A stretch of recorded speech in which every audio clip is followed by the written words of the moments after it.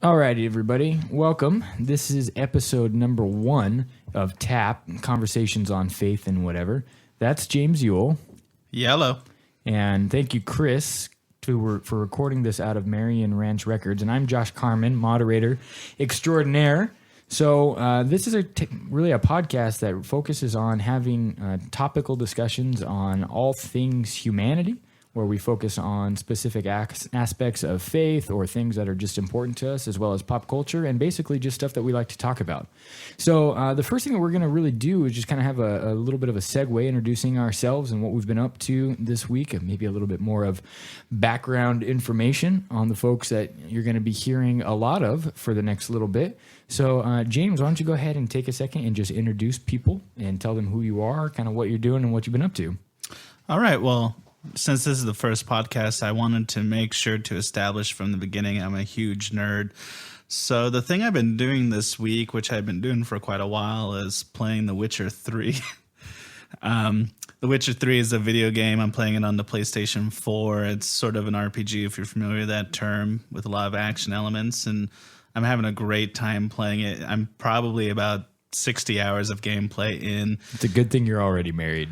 Yeah, because it never would happen after getting into this sort of stuff. Very lucky nerd to be married. But, it's for somebody who loves video games, it's great. It's so dense, has a ton of stuff in it to do, a lot of adventures. It kind of touches that quality of sort of Lord of the Rings, but more adult, more mature, and in tone, not necessarily in content, but in tone. And also, what I found out about it while playing it is I was liking it a lot. So I was looking up, the history of this franchise and where it comes from. And, it turns out it comes from a book series that was really popular in the 90s called The Witcher. And these books, I believe they were written in Russian originally, but they might have been written in some Northern European language. And I guess in the 90s, these were huge. They were really big over there in Northern Europe and Russia. And like as big as like you'd think of Harry Potter being big here, except with lots of mature content in it. And those books, I haven't finished the books yet, but apparently they come to a definitive end. But then somehow this video game company got the rights to continue the story of the character and other characters in the lore through video games, and I'm not sure how much the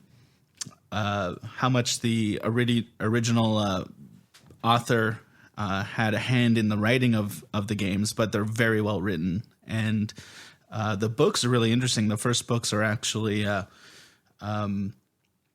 short stories. There are a bunch of short stories exploring not just sort of adventure, but very personal topics very deeply, and I've actually had a few times while reading them where I felt very, very touched by what it was trying to achieve. And so that's kind of what I've been into right now. I've been playing this game, really getting into the lore and the background of The Witcher.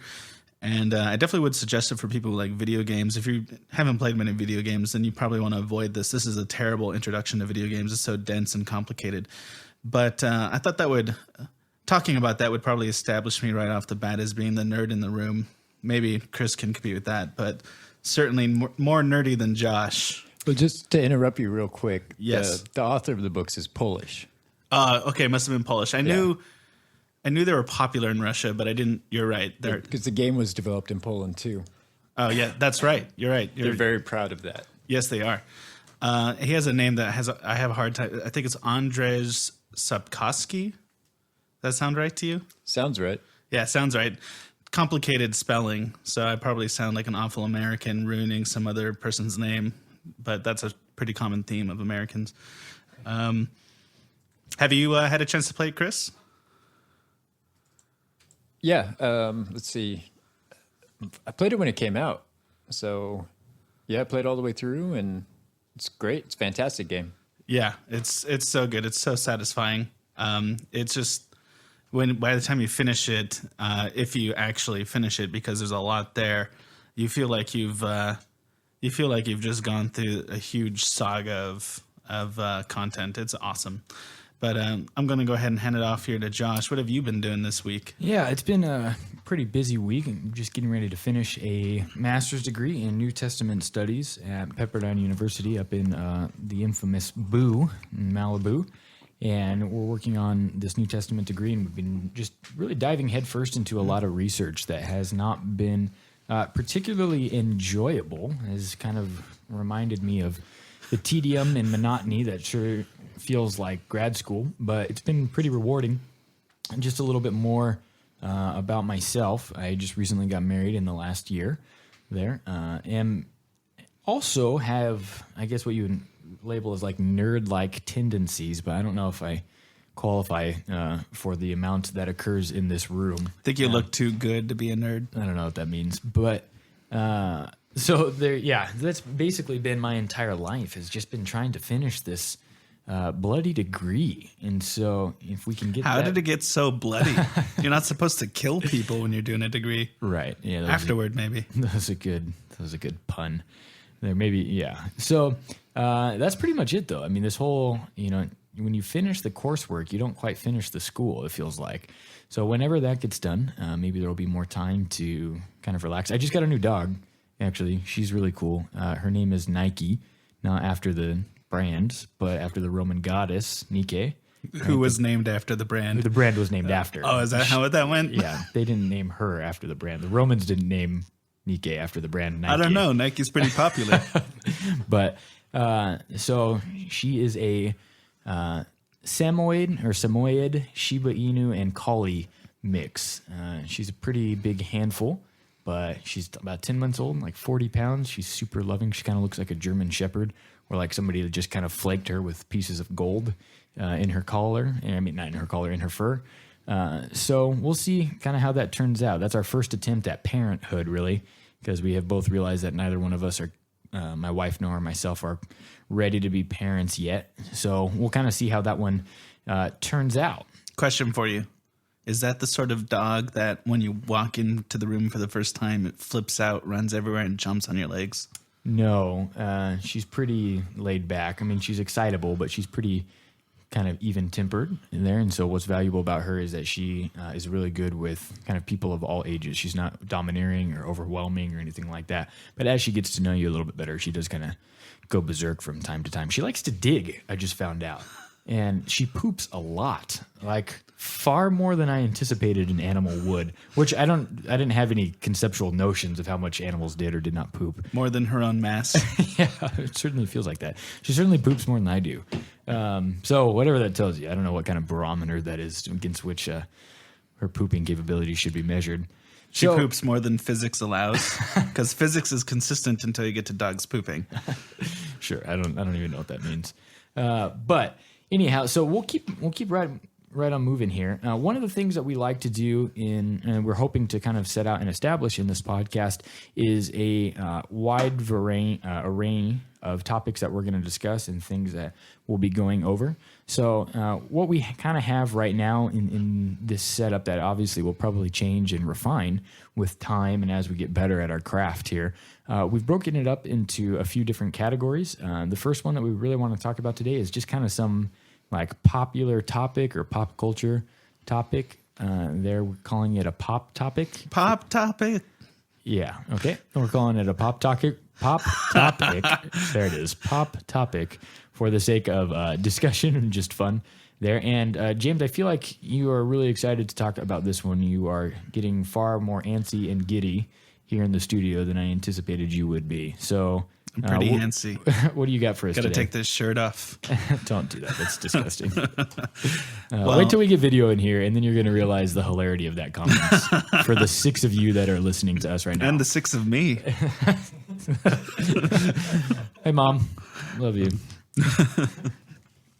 Anyway, so the pop topic this time around is the movie Deadpool. Now, for those of you who pay attention to the movie, the cinema world, in the 80s and 90s, with few exceptions, superhero movies, comic book movies were just awful. They were just awful, awful affairs. A couple of the Tim Burton Batman movies are pretty good, but then the third and fourth ones were just really bad. And we've always had bad luck with comic book movies until maybe the last, I don't know, 5 to 10 years. They steadily inclined, got a lot better. Particularly Marvel-made movies, and even some of the DC-made Warner Brothers movies are getting a lot better. Nolan's Batman films are awesome, and of course, from the Marvel end, you have Captain America, Thor, the Avengers, Iron Man, all of these, and Fox has kind of been the Fox Studios. They put out sort of movies that are here and there. Sometimes they're really good. Sometimes they're not as good in my opinion. But I'm excited for Deadpool. Now, I'm excited for a few reasons. First of all, Deadpool is a great comic book character. He's a very weird comic book character. You can, if you need a quick description, think of a ninja wearing red and black with guns all over him and swords on his back. And he has similar power set as Wolverine. He has a healing factor. And he got it in a similar way that Wolverine, well, no. The way Wolverine has adamantium and other things because of his healing factor and some science that is in the lore of Wolverine. Deadpool also has the healing factor and I believe the adamantium bones as well, at least in some versions of him. But whatever science was done to him to result in who he is as a character, it drove him pretty much nuts. And when you read the comic books, he's a very zany kind of crazy. And sort of the running joke with a lot of Deadpool comics is that he knows he's in a comic book and he talks to the audience. Now, fourth wall breaker. Yeah, he's a fourth wall breaker. And of course, the characters in the comics thinks he's crazy, but in a way, he's actually correct, which is pretty funny, like irony there. And he's a great character. And because he has the healing factor, the way he fights is very kind of run towards the bullets sort of fighting, where he takes a lot of personal damage and unleashes a lot of his own. And Ryan Reynolds will be playing him in the Deadpool comic book or in the Deadpool movie, and I think Ryan Reynolds is like the perfect pick. Now, here's the topic, though. The topic is they couldn't have done this movie justice without making it hard R. Deadpool is very violent. What is a hard R, if you're not familiar with that term?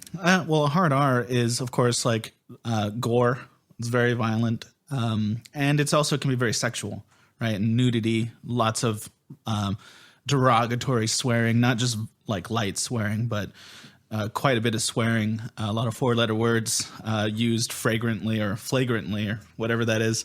And Deadpool is very much that and needed to be hard R to do the character justice in the movies.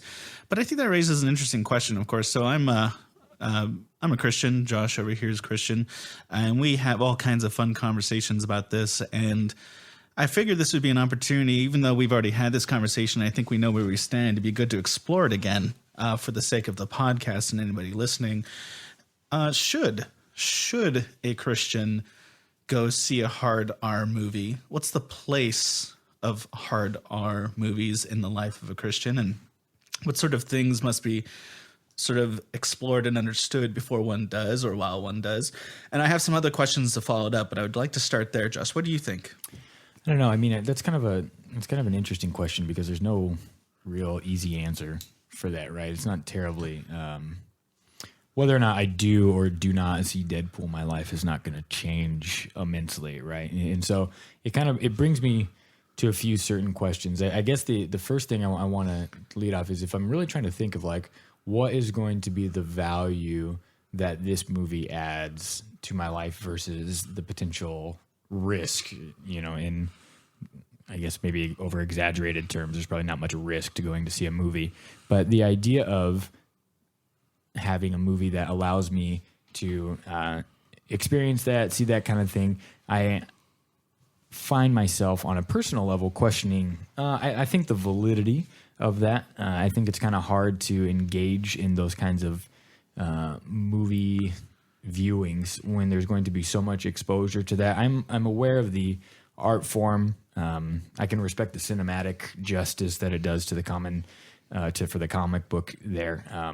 Ryan Reynolds is I like a lot of the movies he does. It's nice to see him get another chance after the Green Lantern fiasco.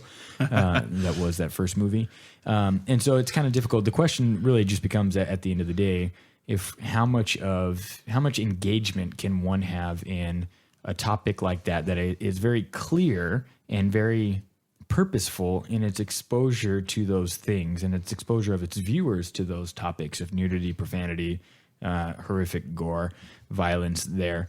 How much of that is allowing things into, your mind or your spirit that don't necessarily need to be there? And so while that's going to look, different for other Christians, there's some people would, I think, fairly and correctly to a degree argue that you shouldn't be engaging in that kind of thing because of it's not necessarily a question of good and bad, but good and best, right? What's the best way to do, or what's the best outcome to have there? Do I need to see another pair of a woman's breasts or buttocks, or do I need to see, something? Do you need to, or do you get to? Right. Do you need to see something like that again? Or, is that image, is another set of those images in an already pervasive world and context of sexuality, is that going to help or hinder my walk with the Lord? And so, or neutral. There's always, or does it do nothing for me there?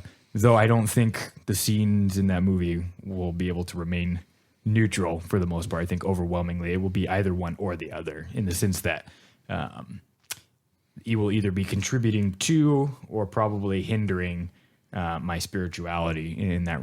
That could be. I just want to leave open that that's always an answer to any question is neutral. Sure. Right. And so that one's kind of hard. I don't know that I necessarily have an answer on that one. I mean, I like the idea of a Deadpool movie. I do like Deadpool, the comic character. It's like one of the 3 comic book characters that I'm kind of familiar with. I think he's pretty rad there. So I don't think there's a very necessarily an easy answer to that.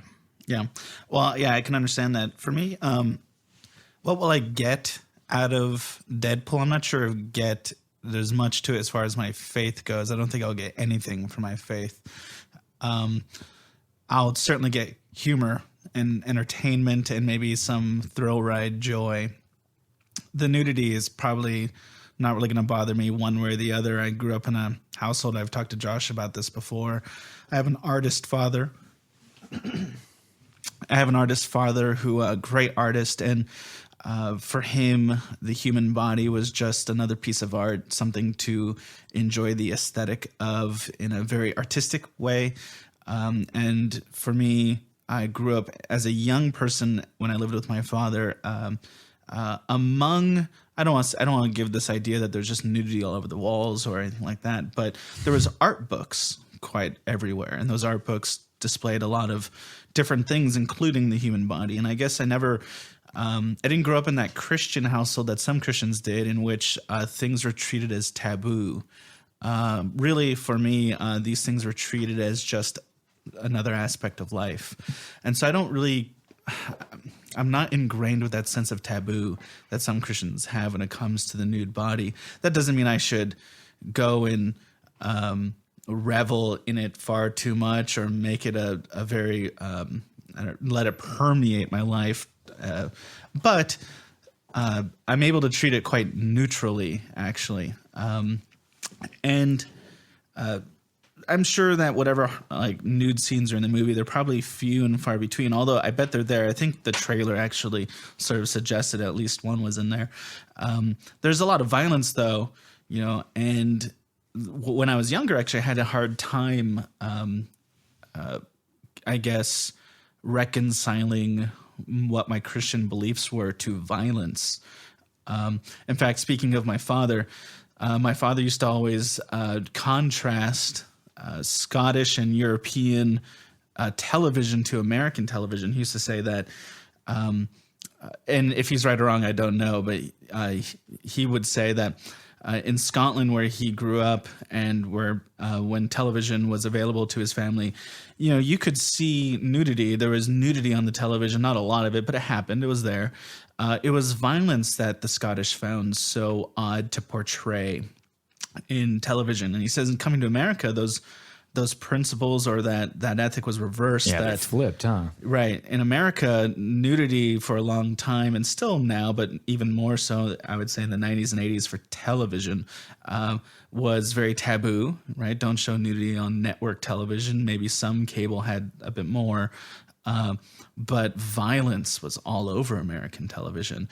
That we could show a dead body, a mutilated body on a show like Law and Order, or or great violence in, a lot of television shows we have, and that he considered to be just awful, deplorable.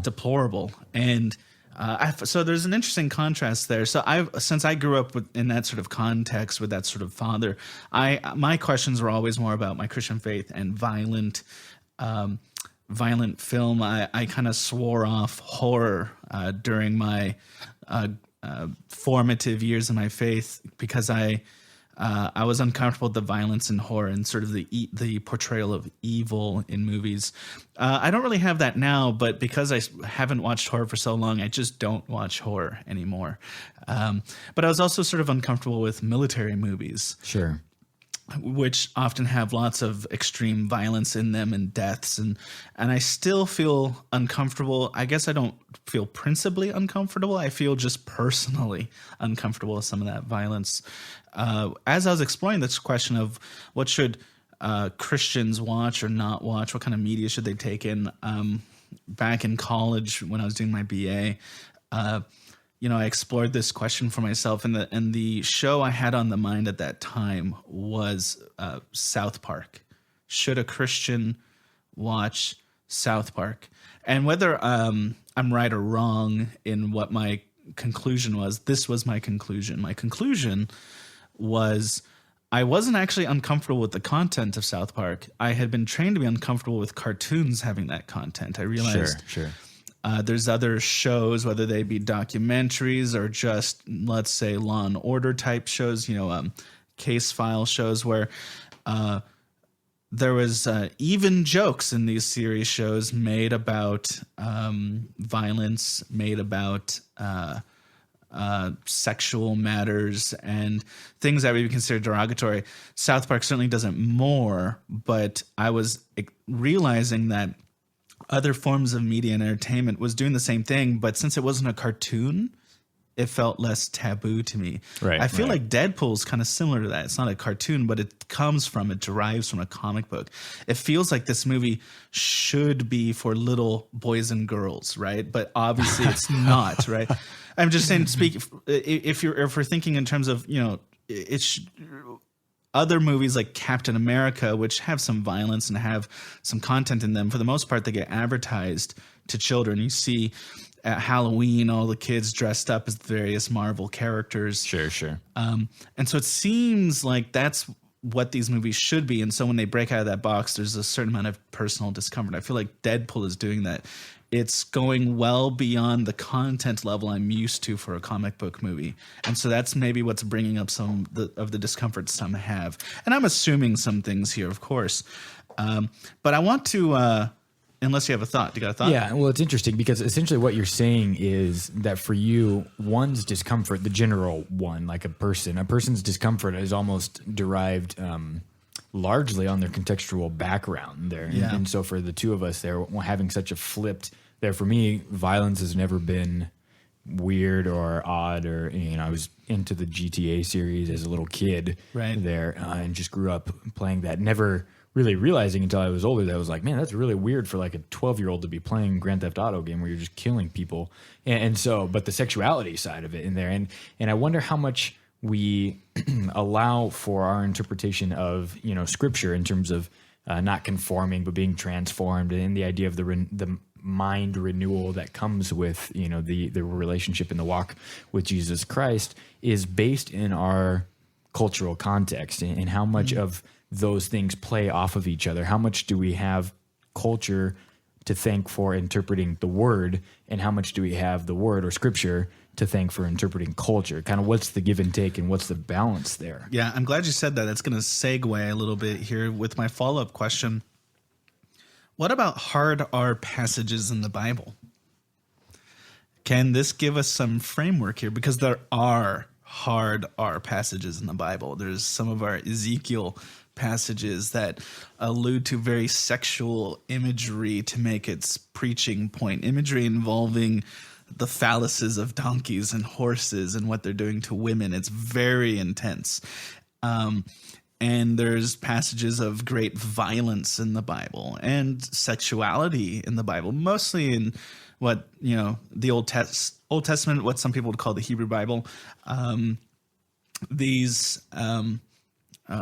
hard R passages, and I'm wondering if we can theorize for a minute or hypothesize, why are those passages in the Bible, and what value do they add to the Bible, or at least the biblical text that each one is within? So for Ezekiel, what does that add to Ezekiel, and what does that say about the use of hard R in religion, in faith?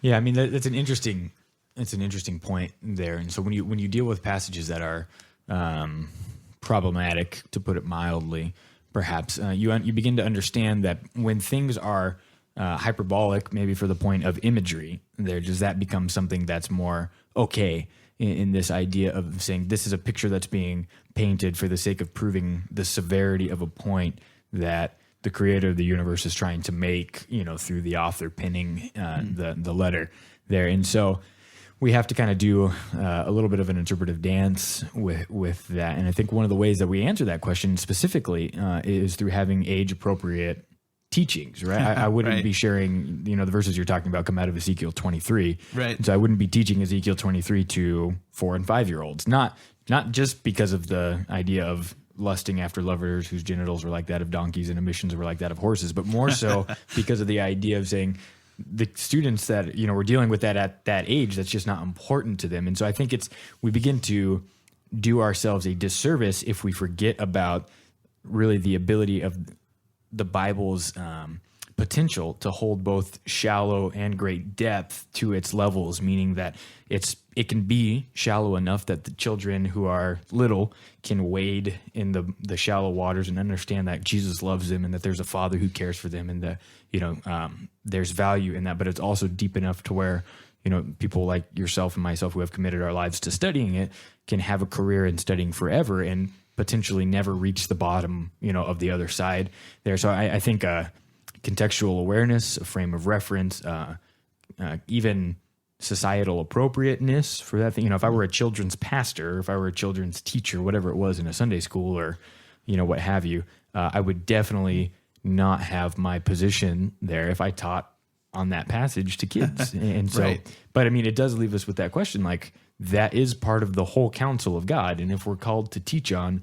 the whole counsel, then we do have to teach about the testicles of donkeys. And so Right. it's just an interesting conundrum in which we find ourselves. And something I find interesting then is that the Bible finds some kind of, or at least I want to make sure I don't say the Bible because my own students would know why that's problematic. I would say texts in the Bible, books in the Bible, certain ones find value in this shocking imagery. Not only there's a teaching value, but basically just an intrinsic value to having a narrative, a message. Think about Book of Revelation, chapter 17, the whore of Babylon on the great red beast, and the sort of maybe euphemistic, slightly sexual language used of her and her alluring, and how the nations use her and she uses them.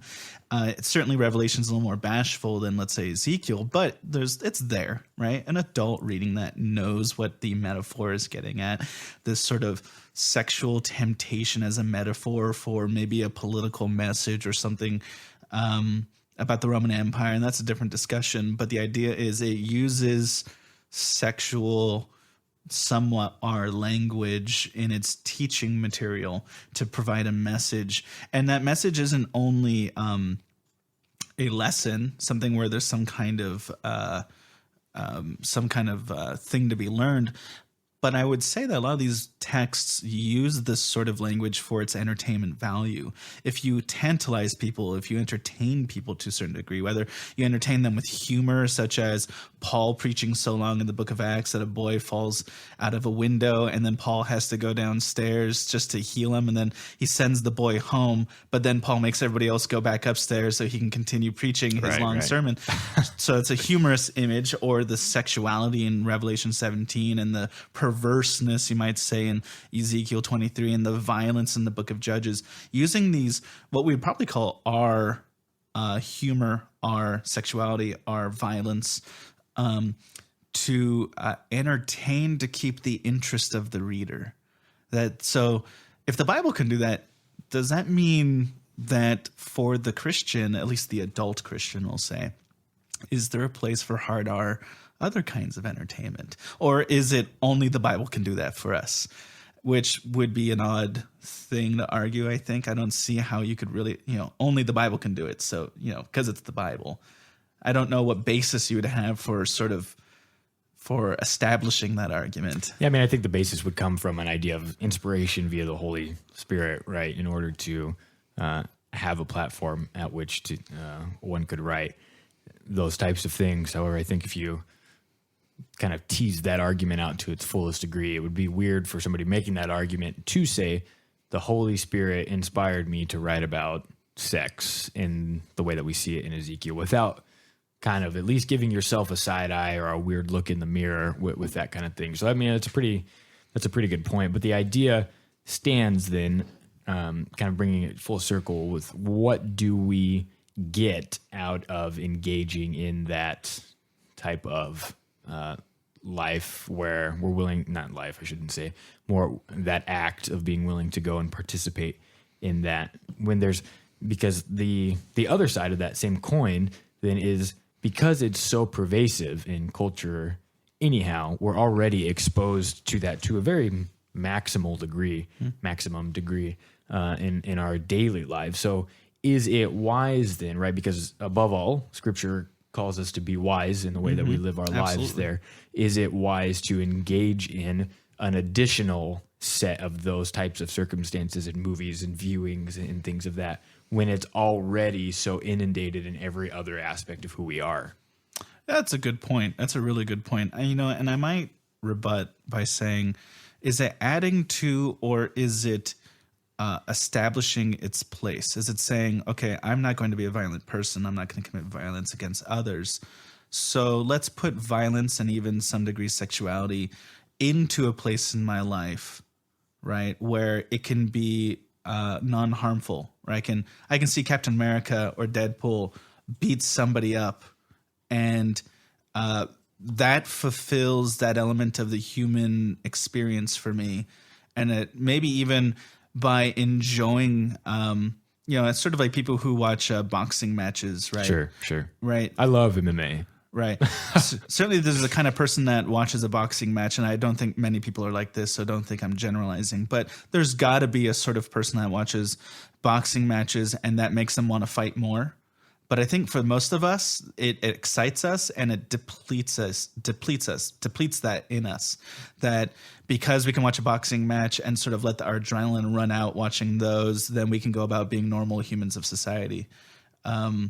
And maybe for others, it's just totally neutral and my argument makes no sense either way. But I think that maybe relegating violence, other things that we consider our content to movies, to entertainment, lets the rest of our life be far more human and far more peaceful. I don't have strict proof for any of this, but I've always sort of intuitively felt this or believed it. Maybe I'm wrong. But there you have it. Yeah, I mean that kind of puts me in that's a good position, because on the one hand I want to say, do I need to get punched in the face to know that I don't enjoy that feeling? In the sense of, do I need to see an R-rated movie to know, or a movie like that's overly sexual and graphic and blah blah blah, to know that it's not going to feed my spirit, right? Because if the idea as the new believer comes across is to be one that starves the flesh, right?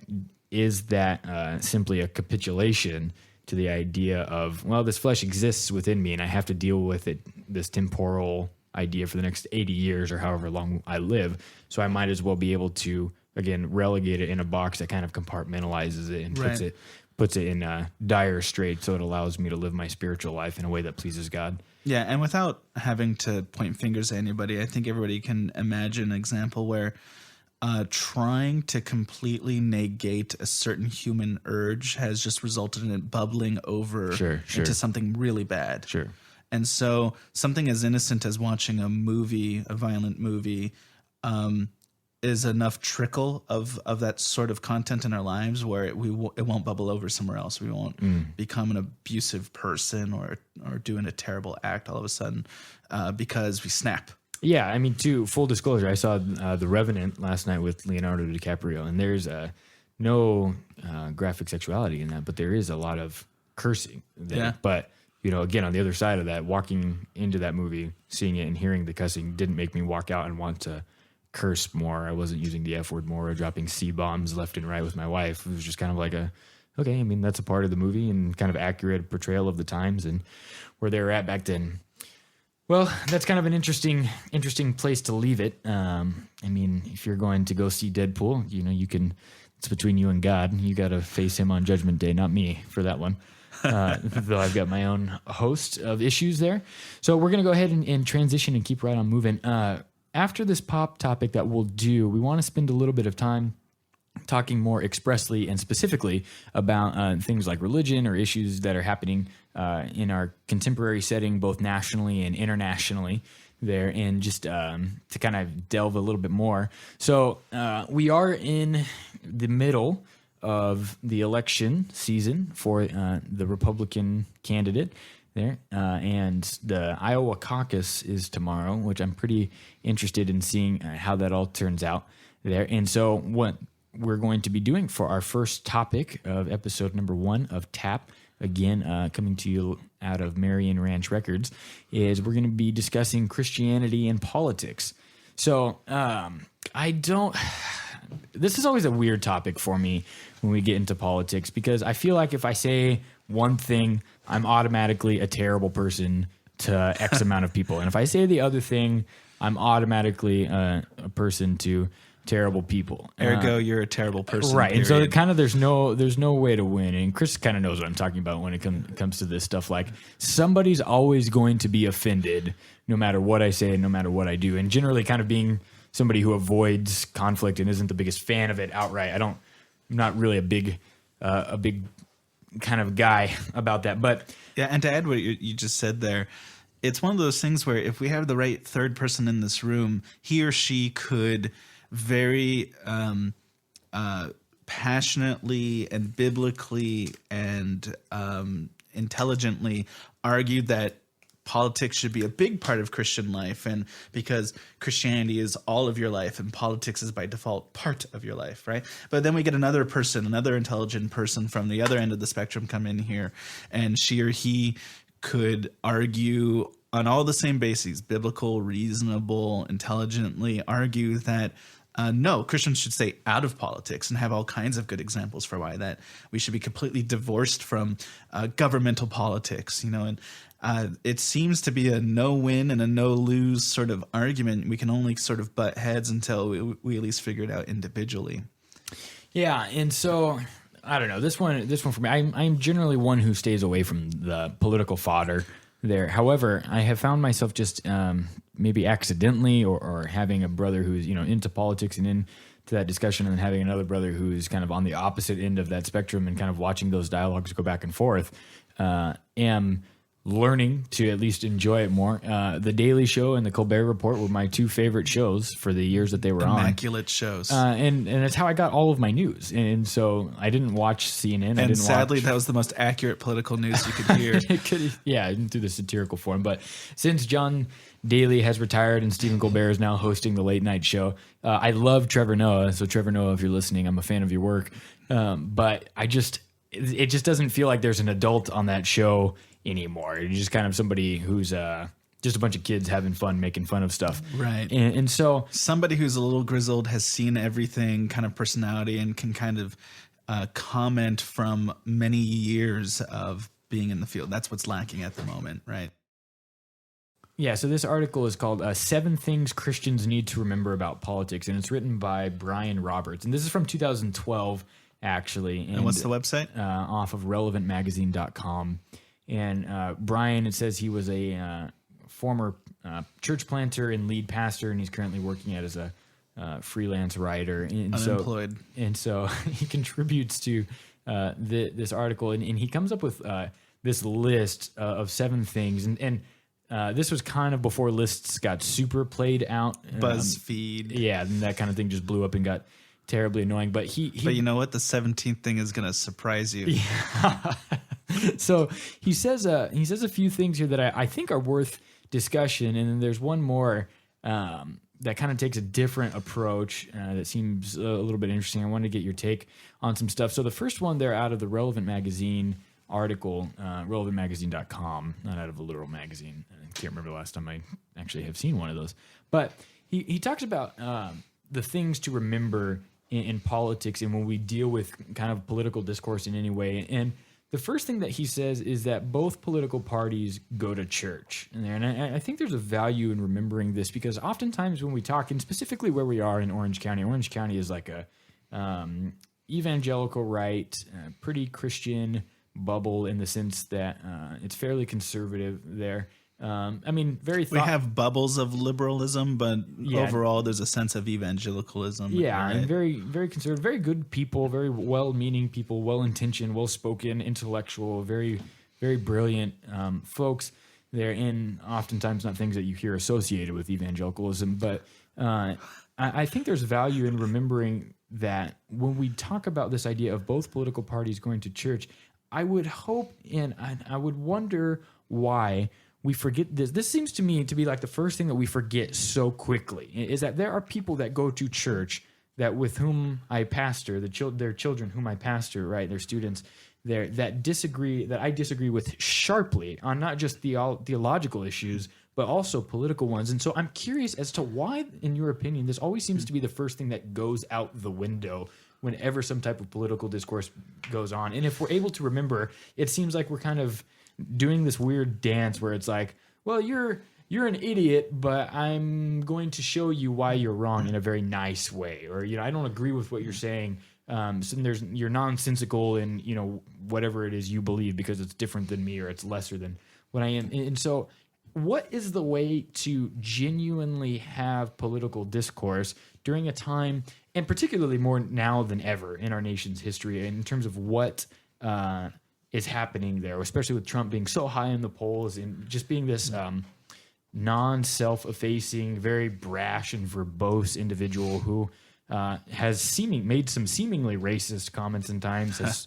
I'm not sure if there's seemingly. Yeah, I mean, I just want to be careful how I tread here. For sure. And so he's made some very, difficult comments with which we have to deal with as a general public. How do we remember this civility when we engage in discourse with those who we think are just dead wrong? Right. Good question. Well, you're talking about why does the civility go out the window right away? Some people theorize, which I can name drop them right now, but I wasn't prepared to make this statement that, when you read the New Testament, a lot of the arguments happening between Christians and some other group, that other group tends to be the Pharisees, right? There's always Christians versus the Pharisees in the New Testament. And the thing is if you bone up on your history and you look at what the Pharisees believed and what early Christians believed versus what other sects of Judaism believed, the Pharisees and the Christians are the two groups that are most closely aligned. They're the ones that agree on a myriad of topics. Christianity and the Sadducees do not. Christianity and the Essenes do not, right? Many of the other sects of Judaism are very far from Christianity, but Christians and Pharisees are most closely aligned, and yet they seem to be the two arguing with each other the most. And this is why. We tend to be able to know how to be civil with those very different than us because we already recognize they're very different than us. But those people who are very similar to us in fundamental ways, that puts a spotlight on the few differences we have and causes the arguments to be the least civil in those contexts. So for me, I went to one school where there's a lot of people who very much reflected my belief set, and I probably had all kinds of debates and all kinds of even uncivil debates with some of these people over various, who are both Christians, right? Both upheld a lot of Christian values and beliefs, but we just could not get along because we knew how similar we were, so the few differences were emphasized, were underlined, were much more stark. Whereas I went to another school that had very few Christians, at least Christians that reflect my form of Christianity, and had a lot of people of varying different beliefs, very different than myself. And our conversations were always very civil. mainly because we already knew we didn't agree with each other. We already knew we were very different. There was this sense of trying to win over my brother wasn't there because we, other than being humans together, there wasn't a whole lot in the Venn diagram that was overlapping.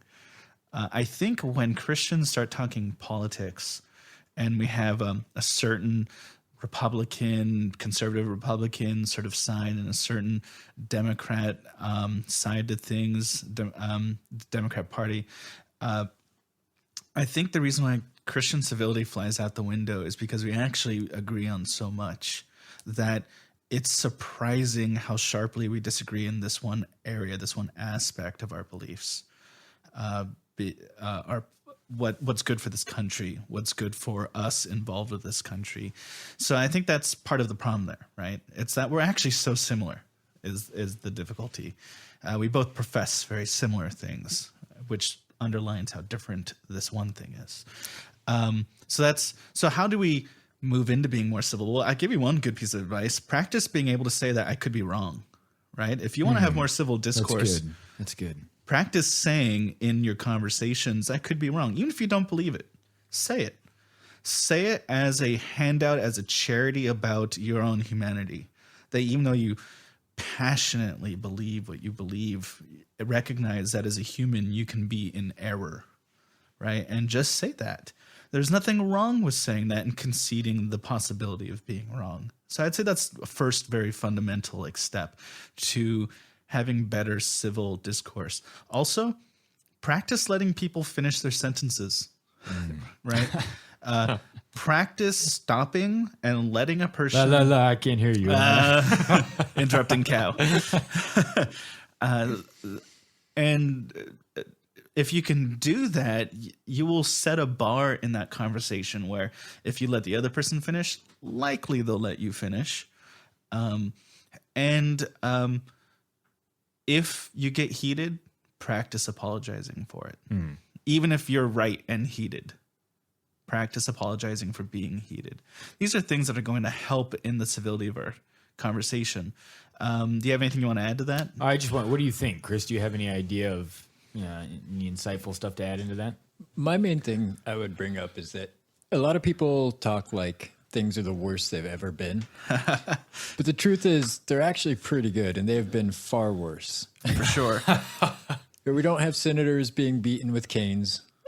We don't have any of our politicians dueling with pistols. I mean, things are really pretty good. So don't listen too much to the media. Don't buy in. I mean, they get ratings by stirring people up. Exactly. But day to day, people are getting along pretty well. And there's no reason to be that worked up about it. We don't have the Black Plague killing 25% of our population. Yeah, right now. exactly. That's actually really interesting that you bring that up. Colin Cowherd on Fox Sports FS1 radio has talked about this a lot too. In particularly in, I don't know why he talks so much politics sometimes, but he talks about this the way nostalgia seems to make the past better than it actually was. Right, stuff gets us further now. Our times are better. People are living longer there.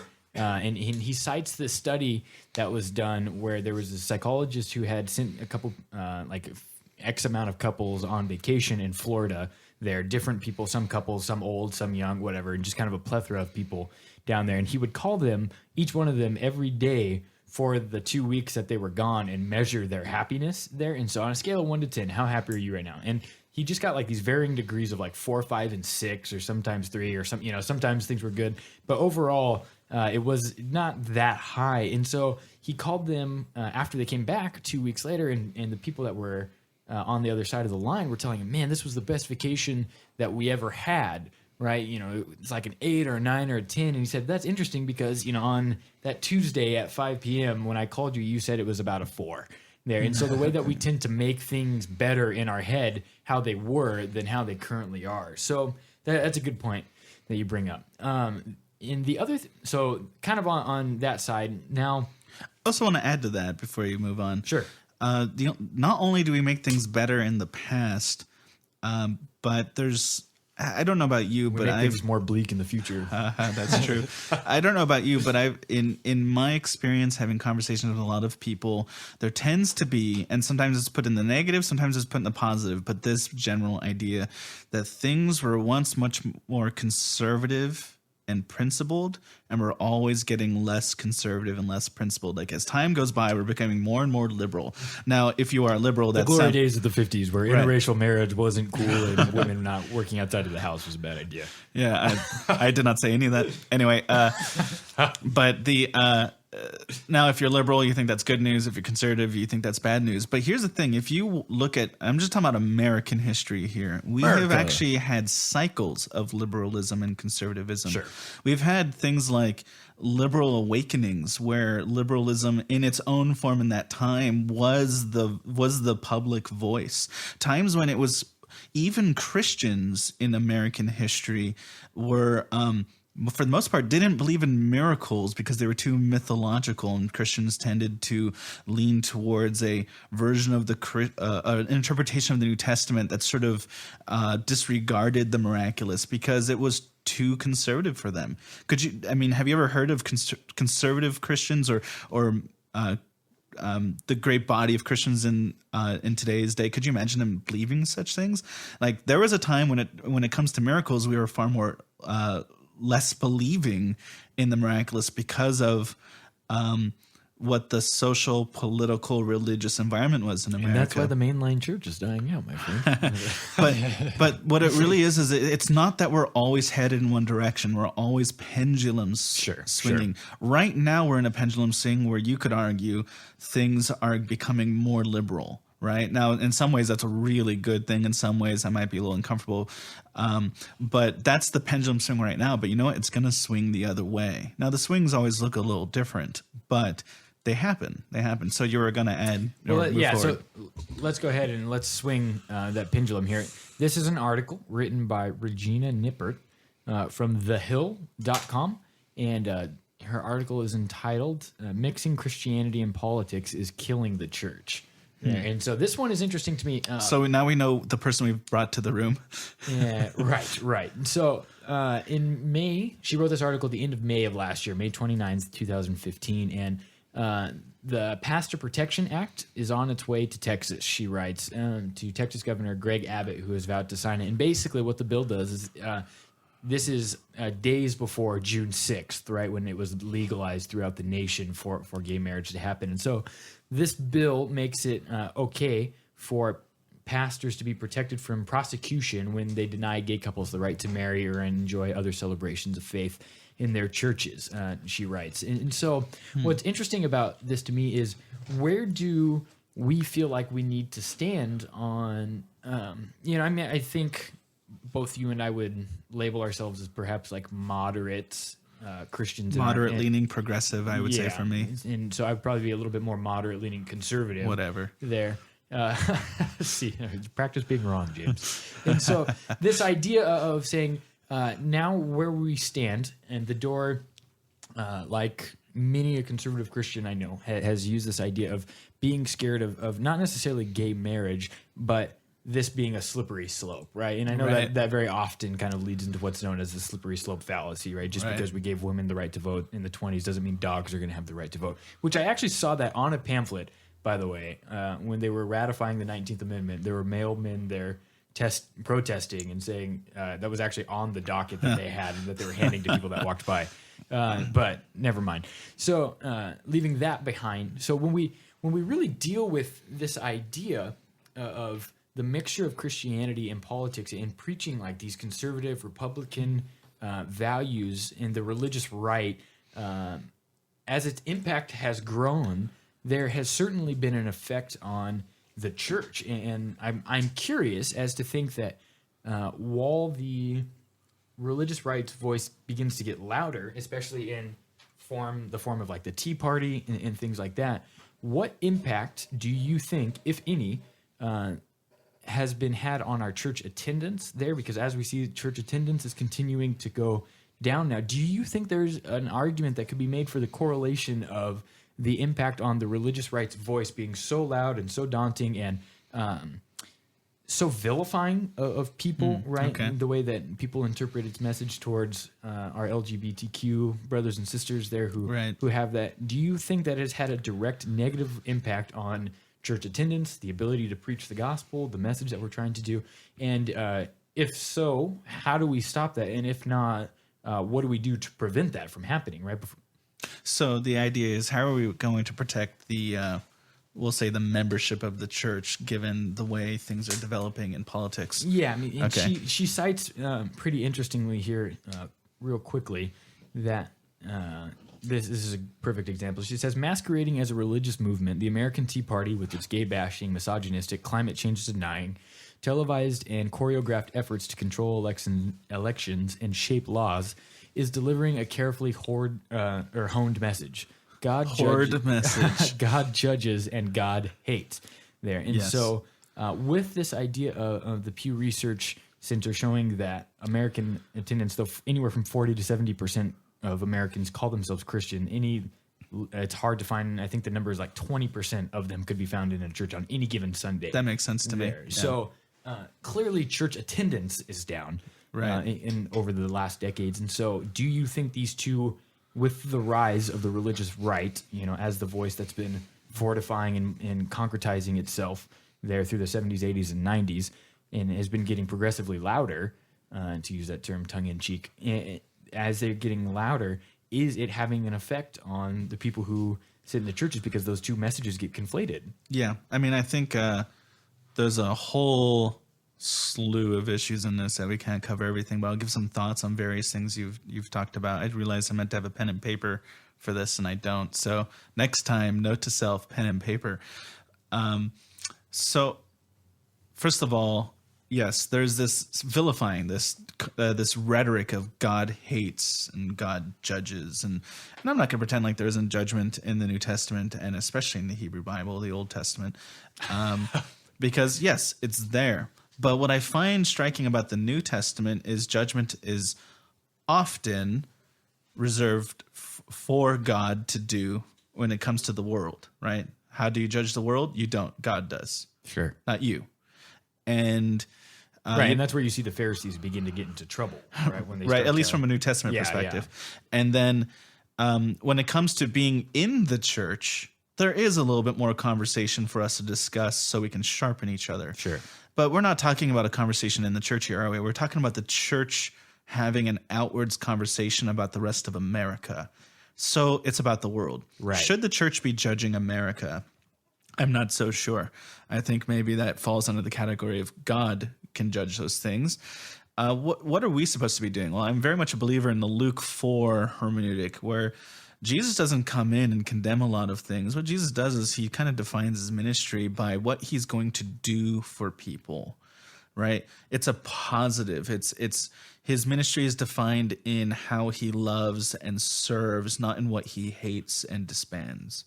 And I would really like for Christian voices, as small as your friend on Facebook to as large as political pundits and news people and various personalities being represented in the media, to drop such a negative Christian message for something more like Luke 4, a very positive, very for you sort of message. Now, that's not going to happen anytime soon. We're kind of in a stage in the conversation of America where there is a fortifying, right? I think some conservative Christians feel attacked. I feel certain things happening in the law and in media have shown that they're losing their grip on the direction of the country. Right. And in response to that, they're fortifying, right? They're coming together. They're creating their own voice. They're becoming even more fundamentalist, even more strongly against things that they probably never had conversations about before, right? And they're becoming more heated and more rhetorically vicious. And it's a reaction to sort of the positives. I would judge them as the positives that are happening in the political sphere. The fact that more rights are being given to people who have been lacking those rights for a long time. People who just want to live their lives. They're not necessarily trying to change anybody else's lives. They just want to have their own lives. But the more those rights are going out, the scarier it is for people who think that they're losing control of their country. And honestly, I can understand wanting to feel like you have some control, some semblance of control over your context, right? You don't want to live in a world that you interpret as chaotic. You don't want to live in a world that you interpret as completely out of your control. And I think, Sure. I think a lot of this anger that's being directed from conservative right is coming from that sense that there is chaos. Now, they could be wrong, right? But they are sensing chaos. They are interpreting what's happening in the political sphere and in the social spheres as far out of their control. And that's scary. It's scary. You don't. And I would encourage people who aren't a part of that group and maybe have been hindered in some ways or even suffered in some ways due to that group, just maybe language sent your way or threat, to find some mercy in your heart about understanding where this is really coming from. Sure. That doesn't justify any of this, but it's always good to understand the other side as best as you can before you judge them. Yeah, was out there. Yeah, speaking on that, then directly, you want to pay credence to the fear that people feel when they're having a discussion about losing control, because it's important, and I think as believers, to be consistent and to be sensitive to those types of things. But I'm hard pressed to, I guess, find that sensitivity for somebody like Donald Trump, and I think this is interesting, largely because he represents a body of people who are disgruntled, discouraged, for whatever reason, feel like they've been picked on. And so he's been able to tap in to this emotional circuitry. That You're right. He has tapped into it. I bet somebody's not going to like me saying this, but I don't think he represents them. I think he's using them. Yeah, and that very well could be there. But he has figured out a way to connect in almost like, hey, I'm one of you in this, where he gets insulted by Megyn Kelly, I think her name is, and decides to not participate in this last debate that was on Friday night on the 29th of January of 2016, and says, nope, not going to have a part of it because I've been bullied. You need to stick up for yourself. Trump's saying this. Right. This is Donald Trump, not Josh. He's been bullied. Yeah, that's what he says. He All says, right, okay. Megyn Kelly has Somebody should have just bullied said, me. he's a beautiful man. That's his language when he bullies somebody. Right. She's a beautiful woman. And so he feels like he's been bullied, and he says, when people bully you, you have to stick up for yourself. You have to protect yourself. You have to come to your own rescue there. And I'm afraid, or I'm a little bit nervous is probably a better way to say it, that our Christian right is saying, we're being bullied as well. We need to stand up. We need to stick up. We need to fight for our rights in there. Does that not run counter to what we see in the life of Jesus in his ministry, where he specifically says... Let me add, you say the Christian right is being rallied underneath him, and that was certainly my impression, but it's more than that. I don't want to name names or anything like this, but true story. I have had conversations with a practicing, believing, very good Jewish man. Jewish, not Jewish Christian, not Christian Jewish, Jewish, right? By race or ethnicity, I should say, and also by belief. And he is a Trump supporter.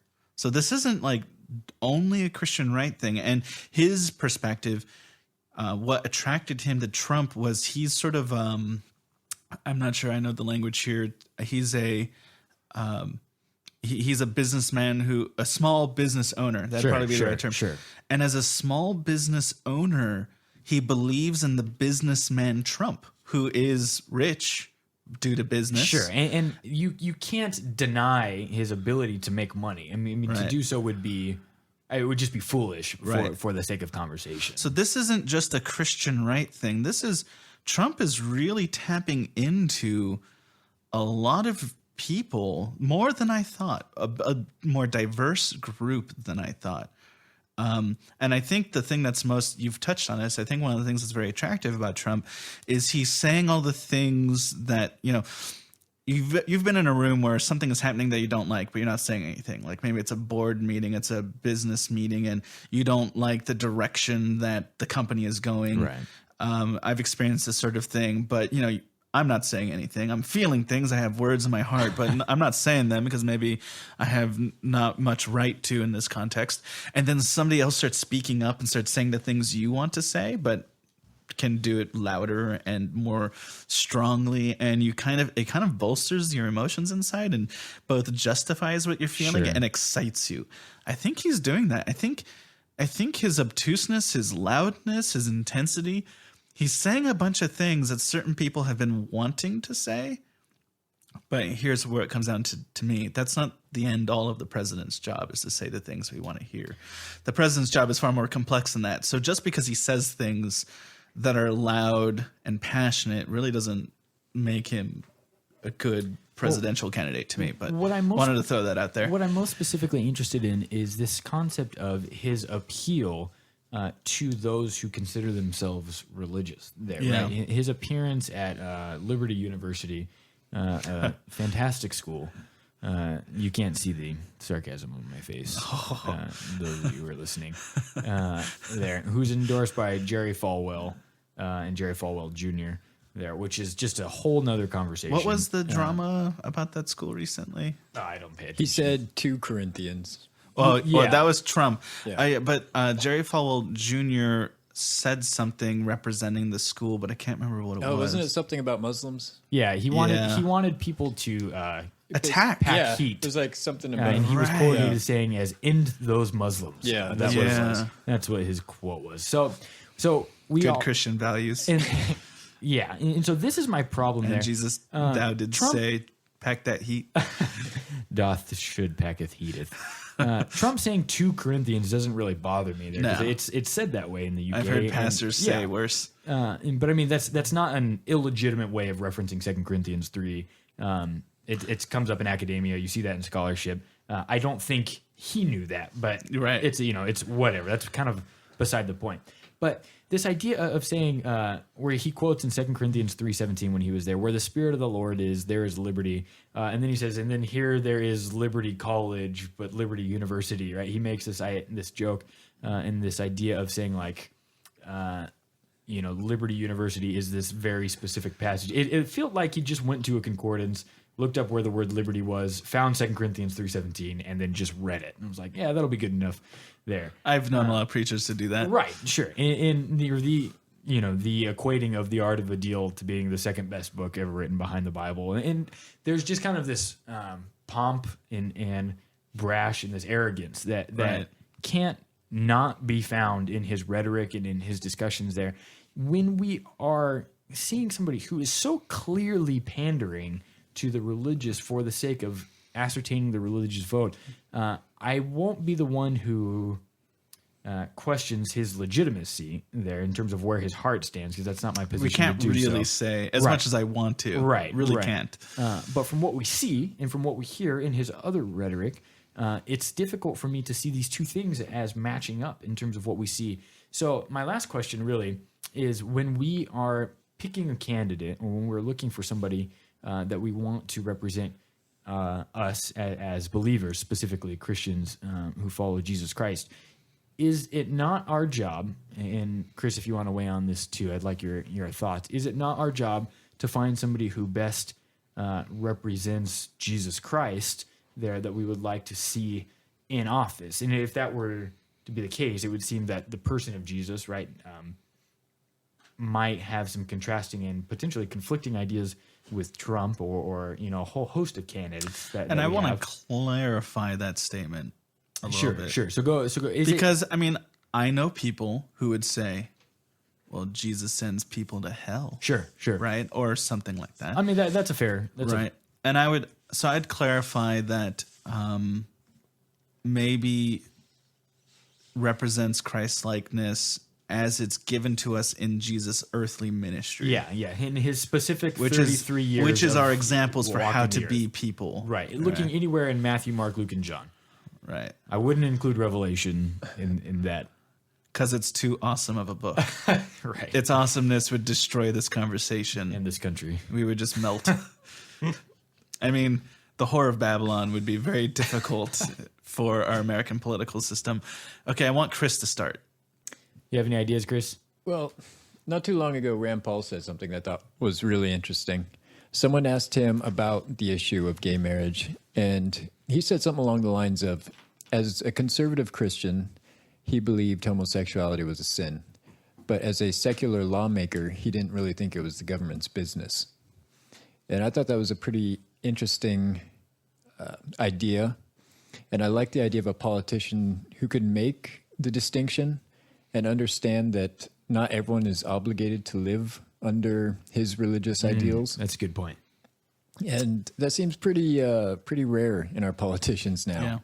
They say, hey, this is what I believe and this is how I live my life, but I don't believe in forcing it on everyone else.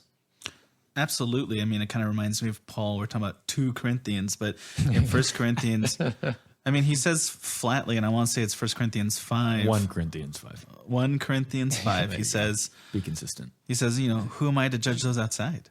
Yeah. It's my job to judge those inside. Right. I mean, maybe for the politician, it's very similar to that, right? The politician can have an inter-church or intra-church conversation where he's in the church speaking about church matters and can very much express his faith and his beliefs according to that faith. But when he leaves the church to do American politics, he's now entering into a different sphere that even Paul might have said, who am I to judge those outside? Right. And ultimately, Chris, I think you're absolutely right. And I'd want to say, I guess what I want most is a politician who can treat everybody fairly, because then I'll get treated fairly, but so will everybody else. Sure. Yeah, but fair is a tough definition. For sure. Yeah, that is a tough definition. But if I want to be treated a certain, Actually, it's pretty easy. It's just whatever I define it as. well, put it this way, Chris, that's a really good point. So let me try defining what I meant by fairly. The way I want to be treated, I want him to treat everybody that way, because then I will get treated the way I want to be treated, but everybody else will receive that sort of benefit. So are you feeling the burn? The burn For Bernie Sanders? Let me tell you about Bernie Sanders. Bernie Sanders says everything I want to hear. Oh, yeah, dude. That sounds so good. Bernie Sanders is a populist, like the rest of them. Yeah. Bernie Sanders says everything I want to hear, but it's too good. The package is too beautiful and too big.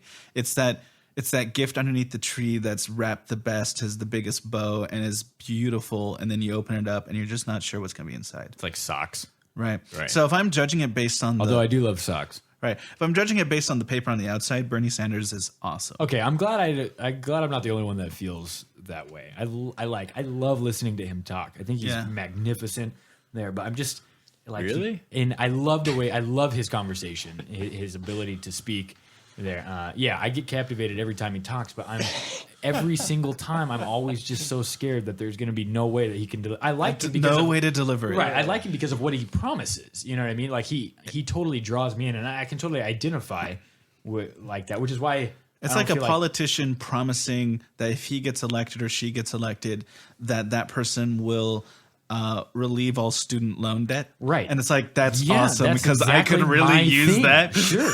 Which is why I don't think we should get too down on people who are supporters of Trump. Because he might be saying things that they appeal to resonate them. with. And, Right. and I'm the other side, just on the Bernie side. I mean, I don't know. I don't know. And So Bernie, I mean, he's if we're going to be more consistent, that is. polite to his opponents than Trump is. Yeah. But Bernie does have an energy that is very tantalizing. He pretty good for an can old guy. enter brashness and speak with strength the things I want to hear. Yeah. Trump doesn't talk about things I want to hear, but Bernie does, and maybe their tone is very similar. I think Bernie is more respectable or more respectful, I should say, of other people than Trump is when it comes to his like competition and people who Sure. disagree. Bernie with him. doesn't seem like the type of person who, when he gets offended, he's going to take his ball and go home. Right. But I've listened to videos of Bernie working in the political sphere, speaking down to people because he interpreted them as making great mistakes, and having very strong rhetoric against them. And I suppose, that's other than it probably sounded more intelligent from Bernie, it was as it was as sharp-tongued Sure. as Trump. And I mean, you look at his track record too, Chris. I mean, correct me if I'm wrong here, but he was in charge of the VA, wasn't he? I'm trying really hard not to derail this whole thing here. No, Chris, derail us. So He was in charge. Regale us with your derailment. here's my problem with Bernie. I love it. Oh God. So a while back, he was talking about how kids are starving and we have too many brands of deodorant. Okay. And this really bothers me because I don't like. Because I love my deodorant. Because I love everyone having deodorant. But I don't like government interference in life any more than absolutely necessary for things to just work. Okay, so would you be just so I understand you better? Would you like the sort of rhetoric of what's his name, not libertine, that's the wrong word. Libertarian. Are you like a libertarian in that sense? I'm like a centrist with libertarian leanings. Okay. Who is the big libertarian? Ron Paul. Ron Paul and Gary Johnson's looking like he'll be the candidate this year.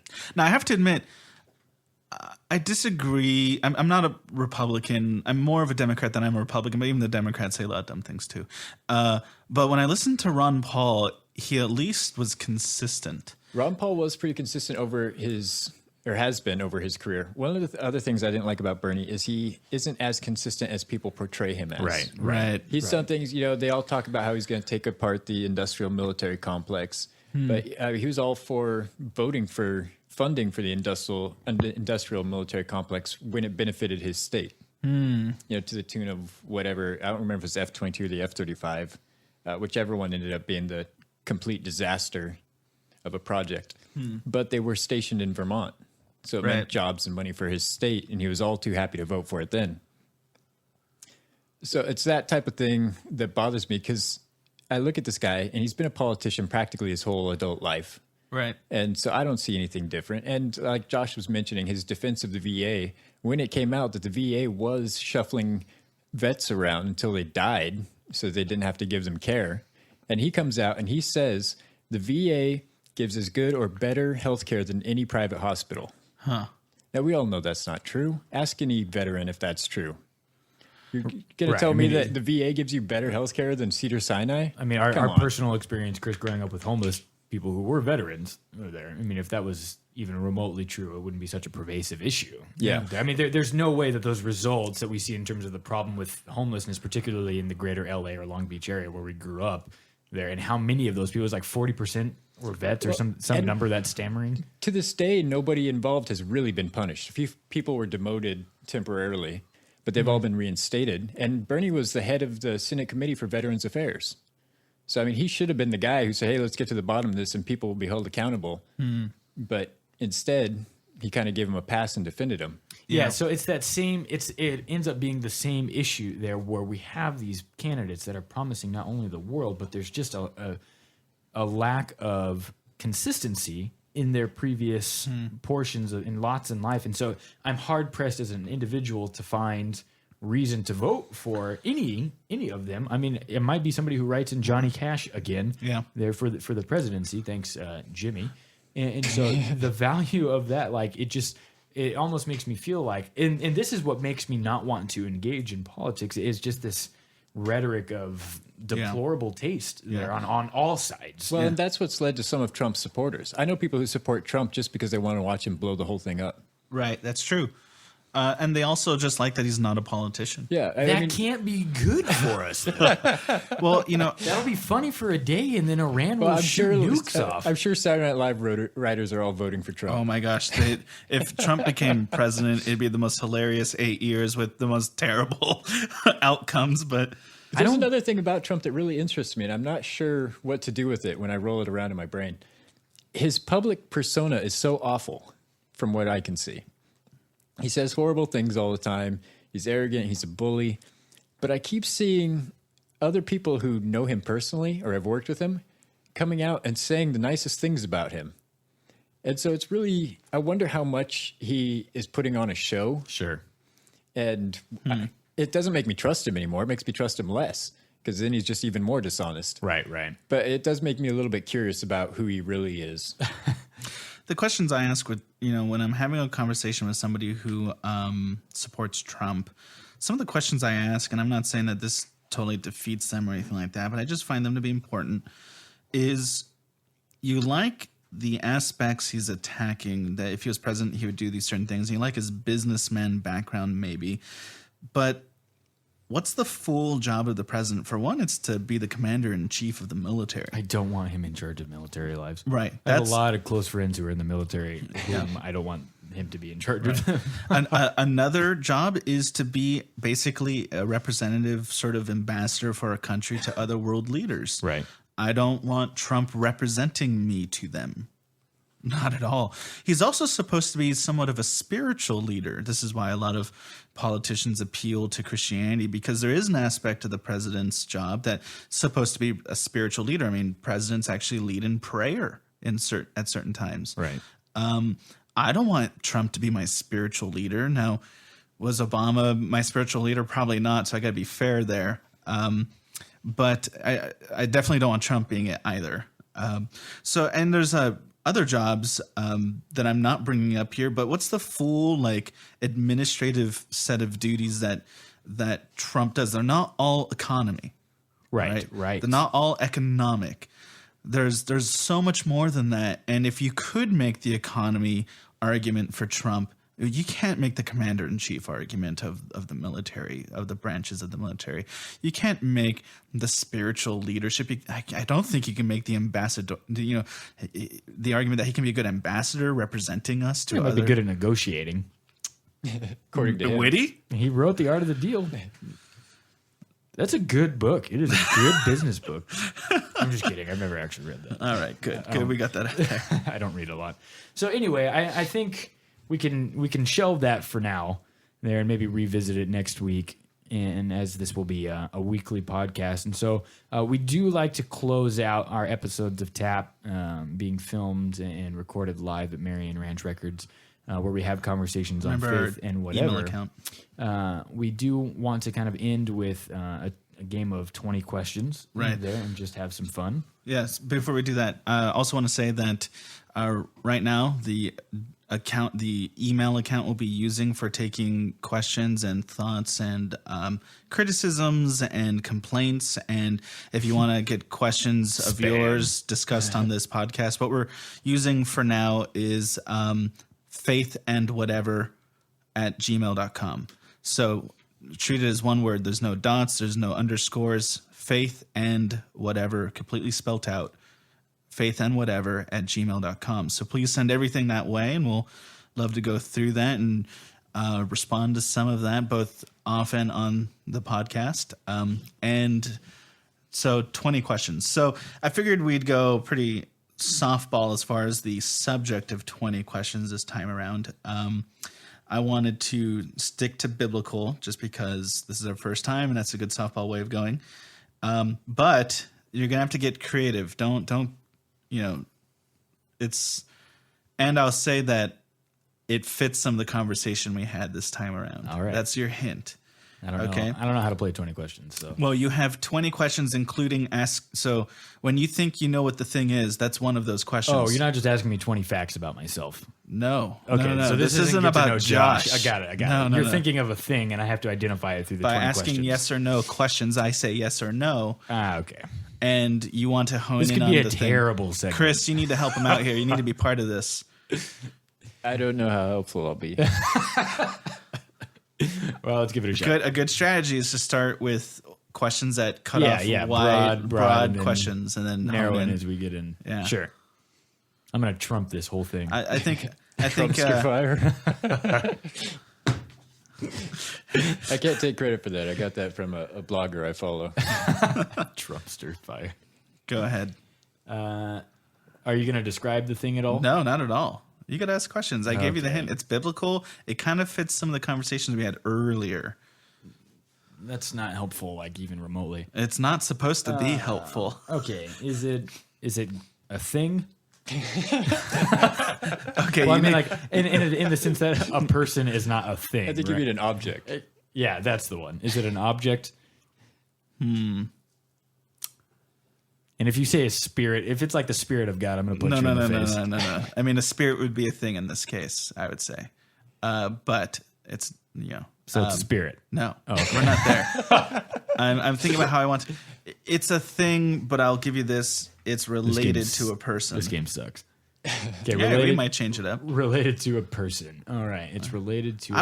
I think you're like skipping the obvious question. You should start with the easy ones, Josh, like Old Testament, New Testament. Exactly. Is That it in the Old Testament? Okay, this is why I don't like this game. Well, that was better not at an it. obvious See, question Chris, to me. Chris, you get the second question. All right. We'll bat back and Is forth. it from the Old Testament? Yes. There you go.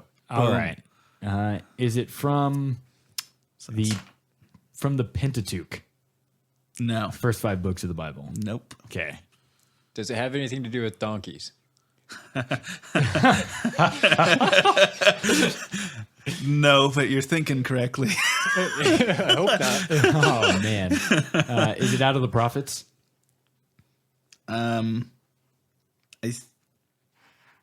If you mean the category, as in Yeah, like the The major or minor, Nevi'im? the major or minor prophets. it's not made. I think it gets categorized in ancient literature as prophets, but it's not a prophetic book. Okay, so it's as far as our understanding of prophets go, it wouldn't be a prophetic book. It's Don't think a book that's got somebody's name on it, like Isaiah. Okay. Is it an event? No, the thing itself isn't an event. 6 questions asked. I think I might be already out of questions. Well, you can narrow it down by biblical book. You could. Say so it's not in the prophets. I mean, I probably would have, if it was me, I would have asked narrative or discourse. Yeah, is it Is narrative, it or narrative? discourse? Well, No, that's got to be. You got to is make it it narrative. Yes, you got to make it. Yeah. Yes. Okay, there you go, Chris. It's narrative, not It's from the in. prophets. It's in narrative. It's Is it Ezekiel related? No. Okay, so it's not a callback. No. full circle. Is it in Ecclesiastes? That's not narrative, man. Gosh. It's Solomon's story of how everything's meaningless and worthless. That's not That's totally narrative. narrative. That's That's wisdom discourse. literature. Right. Okay. Fair enough.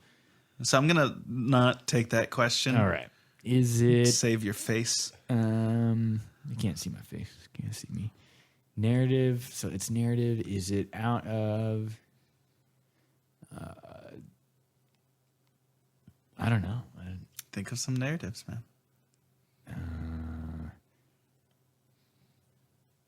You got any ideas, Chris? Well, what? You got any ideas of some narratives that occur in the Hebrew Bible? Around the prophets? There's a lot of them. And there's almost too many for So this. ask Why don't you questions to narrow sing it the down. song if you need to be reminded of some books? Ask questions and No, narrow it I down. You know can do all it. the books. Should I just start asking what kind of books are there? You No, can that ask, might be. is it in this book? Whatever that book is. It's a story. It's a narrative, yeah. Some type of specific story there. So And it's not Ezekiel related, It's not. it's not in the book of Ezekiel. So it's not in any of the prophets. but it has to do with donkeys. No, but you're thinking Right. sort of. Sort of. Horses? No. Okay. That's not a question either. Do we find it in the wisdom literature? No. Okay. See, it's in the category of prophets traditionally, but it's not a prophetic book, really. It is in the prophets category. Yeah, but the prophets You category. told me it wasn't. So take away. Give me a question No, back. I told you you. liar. No, I told you Yeah, your face needs that to be that it saved. gets traditionally put in the prophetic books, but it's don't think of an Isaiah or an Ezekiel where the prophet's the name of the book. It's a narrative. I mean, put it this way: First and Second Kings are put in the Nevi'im in the prophetic books, but they're not prophetic books in the way you and I think of. Is it prophecy. out of First or Second Kings? No. All right. I didn't play my hand like that. What are we at? Like 12 questions? That's 10. Gosh, this game is awful. Think of a better one. All right. Judges. Yes. Okay, it's in the book of Judges. Is it the woman who gets carved up? No. Um, Jeez. Gosh. no, we're just going for it. And that's in your Bible, kids. Read Are it. tent pegs involved in any way? No. Oh, is it about the Ehud, the left-handed man? You're on track. Yeah, the scatology story. It The is story part about of the poop. scatology story. Right. Is that what it is? Well, you're in the story, but you don't have the thing yet. Oh, his left hand. No. The sword that he runs him through with, that the guy poops himself. You're getting closer, but no. The joke that's made about scatology in general. No. You have 4 questions left. You just blasted through those. You got any ideas, Chris? It's about is Ehud the left-handed man? I remember the story. Yeah, and so that's a scatology story, Right. And there's a discipline. Not to be confused with eschatology. Same. Scatology. It's basically the same thing. This is what Study of happens scat. when you Scat study stories. too much. And yeah, no kidding, dude. So it's something about poop. Are we talking about poop? Is the answer poop? The answer was King Eglon's bowels. Yeah, I win. I totally just won. And that's the single most stupid game I've ever seen in my entire life or played. It's a game that you can play audio. That was, yeah, that was definitely something. All right, so I think that's about it for this podcast. This is, again, episode number 1 of TAP, where we have conversations on faith and whatever. For James Yuile and for Chris Carman, I'm Josh Carman, moderator extraordinaire, where we've been filming and recording live at Marion Ranch Records. And we look forward to having more conversations there. And we will see you next week. Faith and whatever. You can reach us at gmail.com. faithandwhatever@gmail.com, where you can send any type of comment, concern, or question, and we'll be happy to go over those, talk about some stuff, delve deeper into those things on issues that are important to you regarding religion, politics, or just maybe even advice, whatever you got going on. That's faithandwhatever@gmail.com. And soon you'll hear this on various programs that feed podcasts, and we'll be putting things on YouTube as soon as we're able to do that. So look for us there and like and subscribe if you appreciate what we're doing here, so we can. And if you don't, like and subscribe anyway, so you can tell us how much we suck. Yeah. That's also That's totally the other acceptable. side.